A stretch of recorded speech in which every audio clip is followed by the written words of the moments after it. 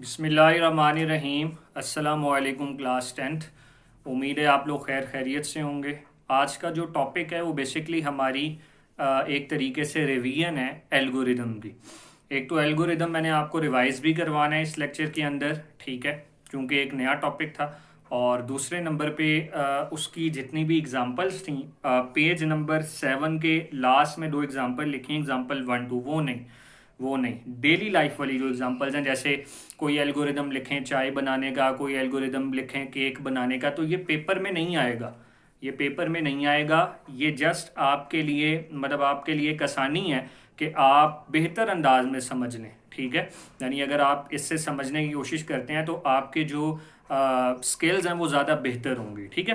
तो इसीलिए बजाय इसके कि खाली हम एग्जांपल डिस्कस करते हैं, मैंने बोर्ड पे ये सारा लिख दी है। हम इसको रिवाइज भी इंशाल्लाह कर लेते हैं। जैसे कि बिस्मिल्लाह पढ़ लें। बिस्मिल्लाहिर्रहमानिर्रहीम। Algorithm is a finite set of steps which A followed accomplish a particular task. एक लिस्ट है, ठीक है, तरतीब से। मैंने आपको पहले भी समझाई थी वो बना के कि एक एक काम हम करते रहते हैं तो उसको हम कहते हैं कि ये एक एल्गोरिदम है, ठीक है। उसको एक एक तरीके से फॉलो करना है। जैसे अगर मैं अभी आपसे कहता हूँ कि आपने चाय बनानी है, तो चाय बनाने के लिए सबसे पहले आपने क्या करना है, आपने सॉस पैन को पानी से भरना होगा। ऐसा नहीं होगा कि पहले आप जो है वो कप में चाय निकालें और उसके बाद जो है वो आप चूल्हा जला रहे हैं, ये पॉसिबिलिटी नहीं है।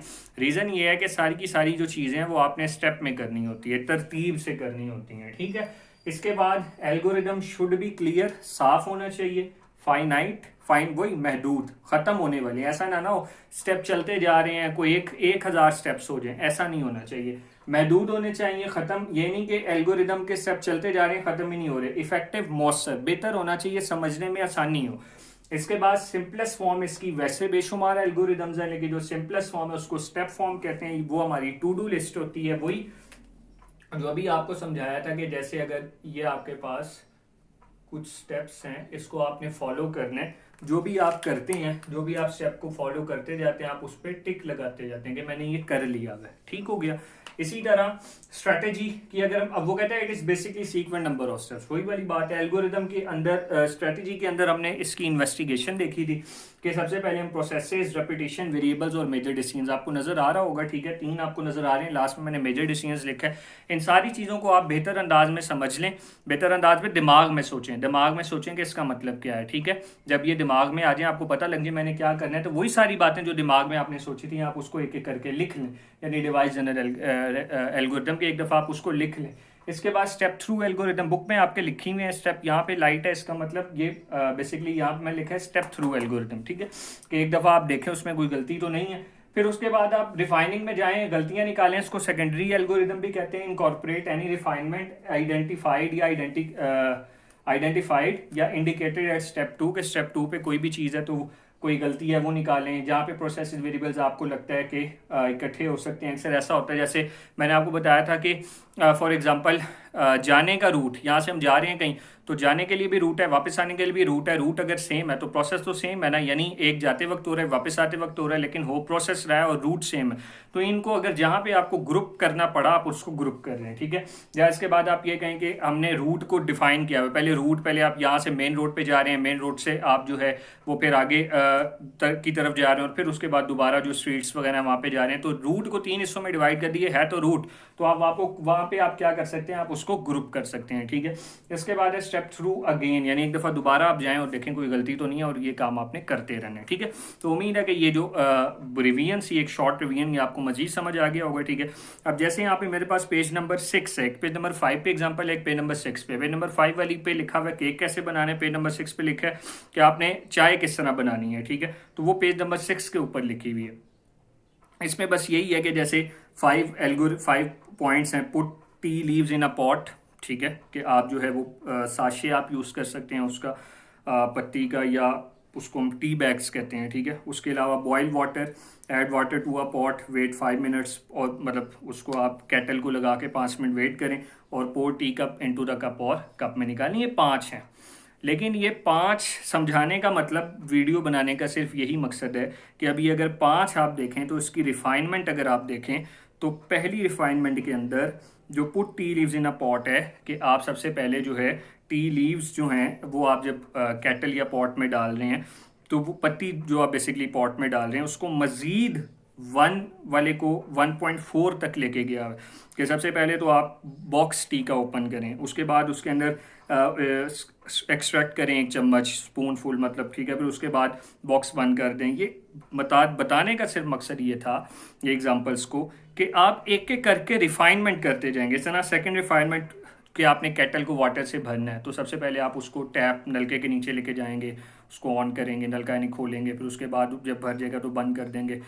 कहने का मतलब ये है कि ये जो रिफाइनमेंट्स हैं, इसी तरह करते करते आप सबसे पहले एक उसको जनरल एल्गोरिदम कहते हैं कि दिमाग में आपके जो भी मेजर बातें आती हैं 5-10 वो आप लिख लेते हैं, फिर आप आहिस्ता आहिस्ता एक्सप्लोर करते रहते हैं। पहली बात को एक्सप्लोर, दूसरी बात को एक्सप्लोर, तीसरी बात को एक्सप्लोर, चौथी बात एक्सप्लोर करते करते करते उसके बाद फिर आप जाते हैं स्टेप थ्रू। ठीक है, स्टेप थ्रू करना शुरू करते हैं और देखते हैं कि कोई मसला तो नहीं है इसके अंदर। ठीक है, और अच्छा कहाँ मैंने ज़्यादा बातें तो नहीं, ज़्यादा तो नहीं एक्सप्लोरेशन कर दी।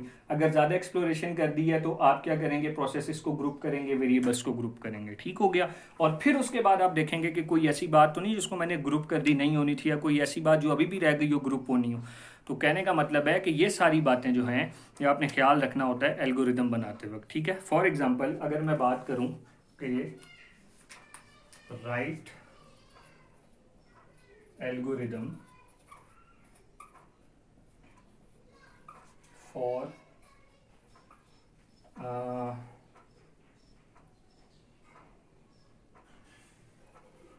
To find the sum of 2 numbers, बड़ी आसानी से भी समझ आ जाएगी आपको बातें। इसका एल्गोरिदम कैसे, एक एल्गोरिदम बनाएं जो 2 नंबर्स को सम करे।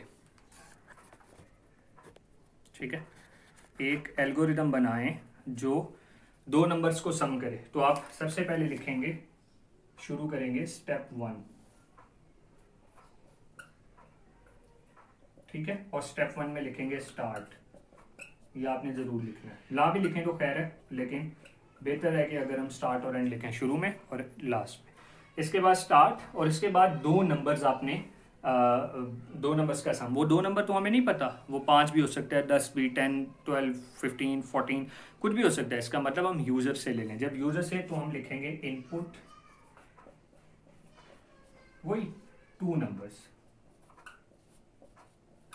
2 नंबर्स भी लिख लें या ऐसे लिख लें, इनपुट n1 n2। 2 नंबर आपने यूजर से ले लिए। स्टेप 3 पे आपने लिखा sum is equals to n1 plus n2। आपने जमा कर दिया। जमा करने के बाद आपने इनको कहाँ पे रखा, इन दोनों को सम के अंदर रख दिया। तो अगर अब कोई आपसे सम पूछे तो आप सम बताएंगे, n1 प्लस n2। जैसे बहुत ज़्यादा जब फॉर्मूला बड़ा होता रहता है तो हम उसको, जैसे आपने पढ़ा है ग्रेविटेशन का फॉर्मूला है, ठीक है, इसके अलावा बेशुमार फोर्स का फॉर्मूला है। ठीक है, तो ये बेशुमार फॉर्मूले है, फिजिकल टू एम में वट एवर, ये सारी फॉर्मूले हम क्या कहते हैं, उसको किसी चीज़ के इक्वल करें। इसी तरह हमने इसको सम के इक्वल कर दिया। लेकिन अभी इसकी मिसाल यही हुई है कि जैसे मैं आपसे कहता हूँ कि 2 नंबर्स को सम करें और मैं कहता हूँ स्टार्ट हो गया। अब आप कहते हैं सर 2 नंबर कौन से, मैं आपको बता देता हूँ n1 n2। मैं आपको बता देता हूँ जैसे n1 5 है और n2 7। हमने वैल्यूज़ नहीं लिखनी होती है एल्गोरिदम में। ठीक है, तो मैं बताता हूँ 5 और 7। मैं कहता हूँ n1 n2 की वैल्यू है 5 और 7, यानी n1 5 है और n2 7 है। आप दोनों को जमा करके अपने दिमाग में निकाल लेते हैं, दिमाग में रख लेते हैं। उसका मतलब ये है कि ये 12 है, तो आपके दिमाग में 12 है। तो ये वही वाली बात है कि इस वक्त सम के अंदर 12 पड़ा हुआ है, लेकिन अभी बताया नहीं है। जब तक आप मुझे बताएंगे नहीं, मुझे फॉर एग्जांपल अगर कोई बच्चा सबसे पहले सॉल्व कर लेता है लेकिन वो मुझे बताता है एंड पे, तो मुझे तो यही पता लगेगा जिसने मुझे चेक पहले कराया, चाहे उसने सॉल्व बाद में किया हो। तो उसका मतलब ये है कि अब हमने बताना भी तो है ना कि सम क्या है, तो वो प्रिंट करा दें, प्रिंट सम। स्टेप 5 एंड कर दे। उम्मीद है यहाँ तक आपको समझ आ गई होगी, इसमें कोई मसला नहीं है, बड़ी आसान सा है। इसको हम एल्गोरिदम कहते हैं, बड़ी आसान तरीके से हम एल्गोरिदम बना लेते हैं। अब नेक्स्ट जो है, अभी फ़िलहाल जो कुछ एग्जांपल्स हैं वो हमने अभी नहीं करनी, वो हम एंड में करेंगे। एल्गोरिदम और फ्लो चार्ट को कंपैरिजन करके उनका कंपैरिजन रखेंगे, साथ ही एल्गोरिदम बना लेंगे, उसी का फ्लो चार्ट साथ बनाएंगे ताकि बहुत बेहतर अंदाज में मजीद क्लैरिटी हो जाए। अब हम नेक्स्ट टॉपिक पढ़ेंगे इंशाल्लाह नेक्स्ट लेक्चर में, पेज नंबर 8 पर चले जाएंगे, फ्लो चार्ट। जब हम ये बना लेते हैं इसके बाद हम फ्लो चार्ट बनाते हैं। यही सारी बातें जो स्टार्ट इनपुट की है ना, इसको हम कुछ सिंबल्स में लिख लेते हैं, जैसे आपने क्लास 8 में पढ़ा होगा, कुछ सिंबल्स में हम उसको लिख लेते हैं, तो वो फ्लो चार्ट कहलाता है। ये अब हम पेज नंबर 8 से पढ़ना शुरू करेंगे, ठीक हो गया। तो अभी आपने बस इसी को अच्छी तरीके से याद कर लें, जो मैंने पढ़ाया उसको अच्छी तरह याद कर लें, ठीक है, और यही आपके लिए बेहतर है। और अगर क्वेश्चंस की बात करें तो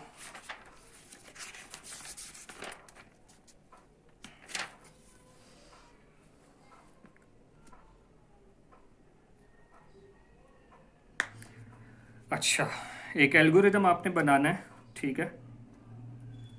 पेज नंबर, ये आपका क्वेश्चन है, पेज नंबर 12, पेज 12 के ऊपर क्वेश्चन नंबर 9, क्वेश्चन नंबर 9 ये आपने सॉल्व करना है।